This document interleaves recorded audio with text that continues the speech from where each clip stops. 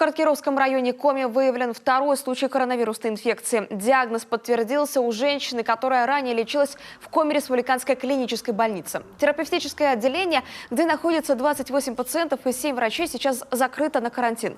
Плановые приемы в районной больнице полностью прекращены. Медицинскую помощь оказывают лишь в экстренных случаях. Вчера вот еще одна женщина тоже была выявлена, ранее выписанная из республиканской клинической больницы. Вот они все отправлены транспортом Центра медицины катастроф с соблюдением всех защитных мер, направлены на лечение в эту же больницу обратно, в город Сыктывкар. Вообще наши все карткировские, которые там приезжали, уезжали, там режим этот соблюдали, у нас до 20 человек таких было. Ну, я имею в виду контактных, там прибывших за границей 9, контактных 11, вот эти 20, они были под наблюдением медицинским и патрульным, полицейским. Все они сняты, все здоровы.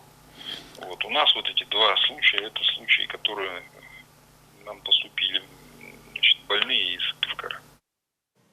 Как сообщил Константин Сажин, в Карткировском районе, как и по всей республике, введены повышенные меры безопасности.